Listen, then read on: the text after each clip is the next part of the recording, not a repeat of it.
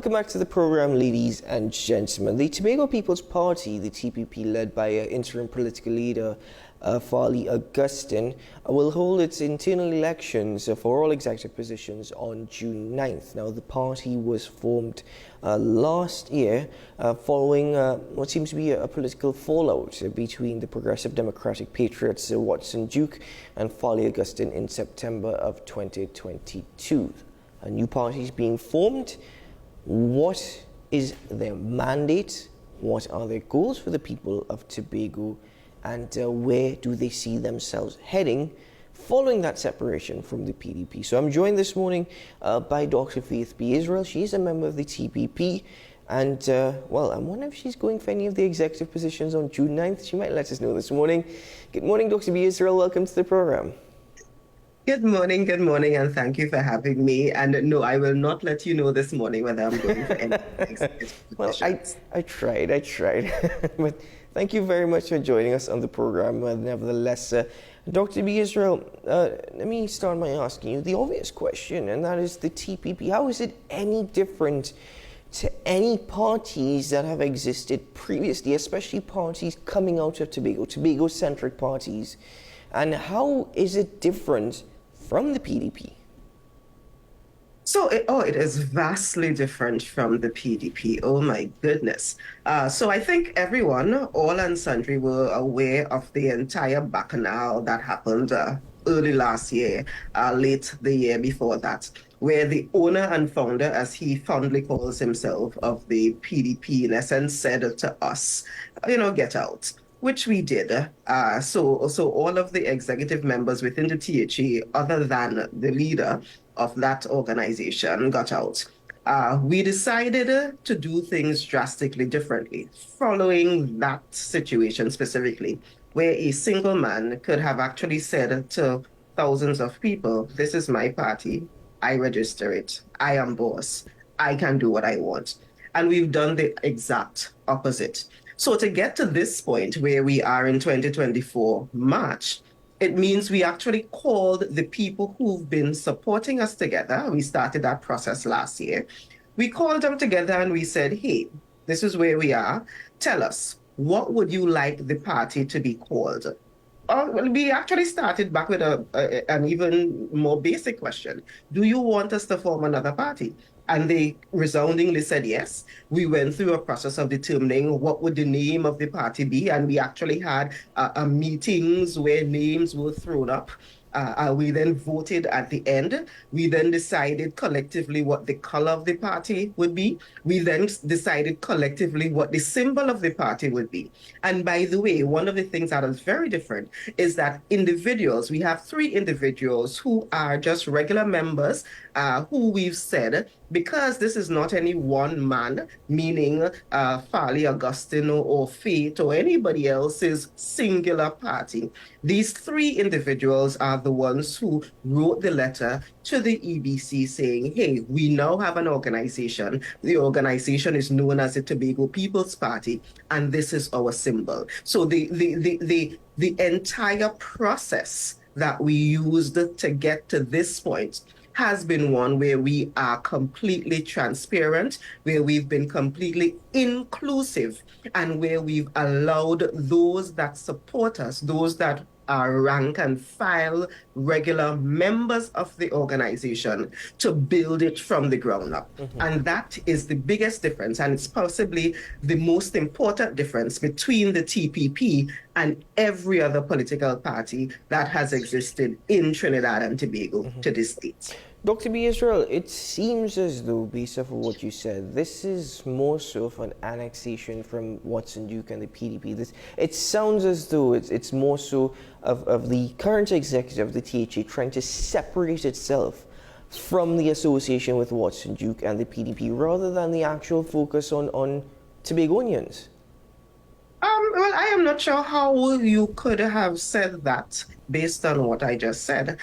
In particularly since we have continued to focus, almost laser focus, on Tobago and Tobagonians. And that is why in the middle of all of this, I think for most other political parties, in the middle of all of this, the functioning of running the island of Tobago would have fallen down because of all of the hoorah that was happening in the political side. But because those of us who are in the executive are so concerned about the average Tobagonian getting exactly what they deserve and getting stellar service from the group of individuals who are part of the executive, we ensure that we completely separated the two, as in the partisan part of it versus the administrative part of it, because we did not want the partisan part of it, the whole bacchanal that was going on, to really negatively affect education, healthcare, social support, infrastructure, and all of the other things that we've been so successful at actually doing over the last 2 years. And maybe I should state, because in your introduction, there was a question about the mandate of this new organization, the TPP. It's important to know that even when we were contesting the election, and we created the Tobago mandate. That also came from the ground, where we were saying to the fishermen, what is it that you need us to do? To the farmer, to the businessman, to the student, to the granny, what is it that you need us as the executive to do on your behalf? That is what became the mandate that went into the election. And that is what we are still working on delivering at this point. And to be honest, the only thing or the only entity that has moved away from delivering to the people, from focusing on the people, from focusing on the mandate that the people gave, is the leader of that other organization that we were a part of. So maybe the question or the accusation of not thinking about Tobago and not thinking about what Tobago, the average Tobagonians need, should be leveled at that individual, because that is the only person who has actually moved away completely from treating with what the people of Tobago said before election that they wanted, and since then have continued to say to us, this is what we want you all to continue to do for us. So the mandate has not necessarily changed from the December 6, 2021 election victory. So what that mandate exists, I understand that, but the development plan for Tobago, it will evolve with so many factors to consider. Has that also changed, or is that going to change, the development plan and development focus of the TPP? Well, when we got into governance, we, like many other political entities, used the mandate as it related to the election to become government policy. And that is what we did in December 2021. The mandate that we came into, that is what we are using as government policy to execute our day-to-day function. So it has not changed in that regard. Of course, given that we are now given that we are now 2 years into it, given that we have now learned quite a bit about the processes and how things work and different social and different economic issues that have been happening worldwide and nationally, of course we are shifting and we are maneuvering that mandate because we need to change with the times. But the reality is the foundation of what we are doing for the people of Tobago has not changed. It is simply, honestly, the name, political partisan name that we are now known by, and the leadership of that is different. Other than that, the people of Tobago do not see us as being outside of what they voted for in 2021. Mm-hmm. Is the TPP going to try to further define as well, because a big part of this is autonomy as well, the governance structure between Tobago and Trinidad that presently exists? Certainly. And the good thing about what we have done is that we've been realistic, and we are not, in essence, throwing out the baby with the bathwater. Let me explain what I mean by that. In 2016 or so, if I'm not mistaken with the date, the then Chief Secretary, Mr. Orville London, who was leading the PNM at that time, sent to the Parliament and sent to the Cabinet some a list of, in essence, requirements, a list of suggestions, a list of having gone through the entire island of Tobago, Tobagonians saying this is how we would like the governance relationship between Trinidad and Tobago to be. That document is actually what we are using as our foundation to further redefine what that relationship could look like. The Chief Secretary has actually indicated that because that document came from a PNM-led organization in Tobago, the THA in Tobago, to Trinidad, we are going to say, bring it back and say to the people of Tobago, so in 2016, this is what you told the cabinet, or this is what you told the government of Trinidad and Tobago you wanted. We've had several kind of rounds back and forth and so forth of suggestions of documents that have come to the parliament and never actually made it to a vote. It went to a special committee and so forth, but it never actually came to the parliament for a vote. And we are still stuck in this place. So tell us, Tobago, if this document that Orville London sent, is this still what you want? Or are you willing to negotiate? Are you willing to give up this piece or add that part? You know, many years have passed. Maybe we are thinking about this differently now. Are we willing to do it? And that is the kind of redefining of this relationship between Trinidad and Tobago that this organization, the TPP-led THA, will be doing. And you will see us rolling that out in the near future. The Chief Secretary has spoken about that. And that is something that will happen shortly. Mm-hmm. I want to go back to the point that you raised earlier with respect to the democratic process when it came to the color of the party, the name of the party, even the symbol of the party. And Farley Augustine is quoted as saying, we currently manage the government of the island of Tobago. We also have been able to retain the support of the vast majority of Tobagonians, and for us, what have been building out is an independent, Tobago-based, Tobago-centric party. Okay, that's understood. That's understood. The thing is that the Tobago electorate, I would argue, is a bit more mature than the Trinidad electorate in the sense that it's not necessarily tribal. It focuses more so on what they think is best for the island, and rather than focusing on the party itself. So, given that factor, how is it that you're able to put yourself in a position after so many years to see that you have retained or you are retaining the vast majority of support from Tobagonians? So because we hear it, we are on the ground, we are in our electoral districts, and we are meeting. We have, we've opened up membership, for example, and even the meetings that we have had to come up with the name and that kind of stuff, that in and of itself, shows the support that we have from the ground up. And we even compare those numbers to the numbers of people who attend, for example, meetings when the Prime Minister is in Mason Hall. I mean, the Prime Minister is the Prime Minister of the entire country, Trinidad and Tobago. Mason Hall is where he was born and where he comes from. That is where he has a residence right now. And even when he comes to Mason Hall, the number of individuals who participate in that process are very, very small compared to even the numbers of people who participate in our, we had our first public meeting last weekend.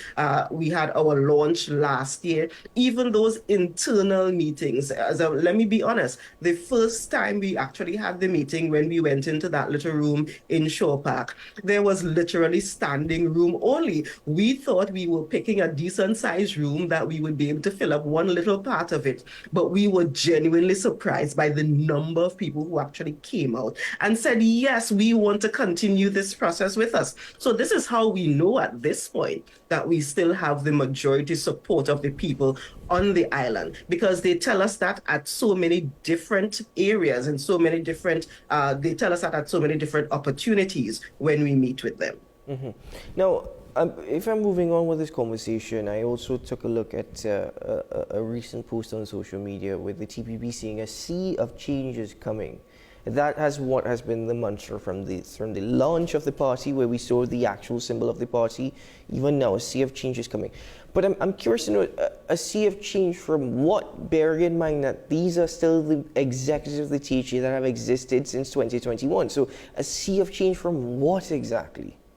So it's really a sea of change of not between December 2021 and 2024, but a sea of change for the island, which started with the THA 40 years ago. And we were able to successfully garner, in December 2021, 14 of the 15 seats. And honestly, that 15th seat was what, two or three people made the difference between whether it was won or lost from our side. So we are continuing that movement, that wave, that progression into bigger and better things from that point. I'm not sure if you had the opportunity to listen to our public meeting on Sunday, but the chief secretary and interim political leader of the TPP, Mr. Farley Augustine, spent possibly an hour or so, maybe it was less than that, outlining in the 2 years that we have been at the helm of the executive in Tobago, all of the things that we've been able to accomplish. And when last year, we did a series of electoral district town hall meetings. And if you listen to those town hall meetings where the public was able to come and ask questions and be honest, be brutally honest. I mean, there was one gentleman who actually said to the chief sec, "Why were you late?" Because the meeting started late. That went viral, yes. Yes, that says something about the kind of governance that we are actually able to run. They have been coming and they actually said to us, "This is a problem we are asking you to fix. But by the way, this is a problem that I have been complaining about for the last 10 years, for the last 15 years, for the last 20 years." And they actually said to us, "So we understand that, we are dumping on you what the others were not able to do. And many of those are the accomplishments that we were able to boast about and that the interim political leader was able to boast about on Sunday." So the wave, that change is not just from December 2021. It's a change that the entire island of Tobago, the wave that the entire island of Tobago is now riding on because we are at the helm of the THA. Next year, we expect general elections here in TNT. I also believe next year we have the THA elections as well. That is due. That being said, the forming of this party, the establishment, the building up of this party, how is the fractured, I don't want to call it completely broken, but the fractured relationship between the THA and central government going to impact the TPP and its mandates in any way at all? Well, the government of the Tobago House of Assembly has been very, very clear that we understand our mandate, we understand our responsibility, and we understand our relationship with the central government. It seems to be members of the central government, and to be honest, really the Prime Minister, who has not been, dare I say, adult enough to do what he needs to do, to be Prime Minister of Trinidad and Tobago and to treat with the Tobago House of Assembly as it needs to be treated with. It's a fact. It is what it is. So we will continue doing what we have to do. For example, I have very cordial relationships with the other ministers that interact with me, that treat with the areas that I am responsible for. And many of the other secretaries and so forth also have those kinds of relationships where we call, where we collaborate, where we speak to each other about what needs to happen when it needs to happen.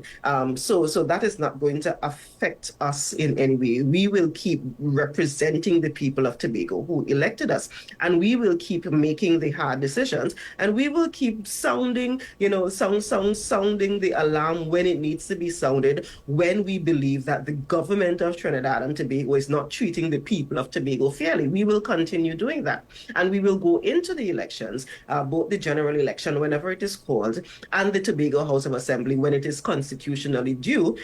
We will go into both of those, knowing that we really have the support of the people. And we are actually quite confident of how successful the TPP will be at those elections. My final question to you, Dr. B.Yisrael, you just made a comment that you will continue to stand up, you will continue to fight when you believe central government is treating Tobago and Tobagonians unfairly.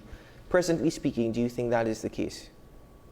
That has been the case from the beginning of this union between Trinidad and Tobago. If you go back to the history, if you go back to when the Tobago House of Assembly was formed initially, when you go back to the second round of the Tobago House of Assembly, in terms of what the people of Tobago wanted and what the people of Tobago finally got, when we go back to some of the simple things that have been happening, even out of the 2 years that we've been in at the helm of the executive, there have been many instances where there is unfair treatment, and that has been a well documented part of Tobago's history. What we are hoping, though, to be honest, is that at the end of what we are doing at this point, that we can change that tide as well, that we can get to a point where both Trinidad and Tobago, Trinidadians and Tobagonians,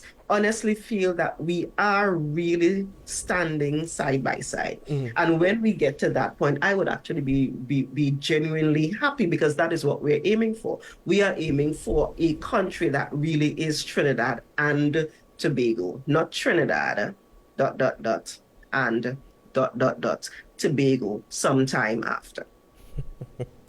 Dr. B.Yisrael, I want to thank you very much for joining me on the program this morning. Thank you so much for your time, and dare I say I welcome you back in the middle of June to have further conversations when we have a greater understanding of the executive of the TPP. So thank you very much, Dr. B.Yisrael. Thank you so much for having me this morning. Do have a good day. Take care. All the best. Bye-bye. Dr. Faith B.Yisrael, the Secretary of Health, Wellness and Social Protection, joining us on the program this morning, also a member of the Tobago People's Party. And the elections, the internal elections for that party are set to be held on June 9th. So we will bring to you updates as we have them coming in, ladies and gentlemen. But there you have it from Dr. B.Yisrael this morning. As we are closing, I would take this moment to wish all students who are sitting the SCA examination this morning the very best to them. The time has passed as it comes for all preparations. It's now down to you just regurgitating all that you have learned, all that you have taken in, and just know that all of TNT is supporting you, all of TNT is backing you. And though you will feel the stress, and though you will feel the pressure, and that is completely normal, just remember one thing: you are here and you are more than capable of doing it. You're more than capable of achieving great success and great things. And this is just the start of an incredible journey for you to come. So as you sit that exam, clear your mind as best as possible. I know it's very difficult to do. Say a little prayer, and whatever that prayer may be, just remember to concentrate and do your absolute best. Put your best foot forward. And that's all that you can want. That's all that you can hope for. And at the end of the day, ladies and gentlemen, there's a lot more to come from you. So best of luck to you.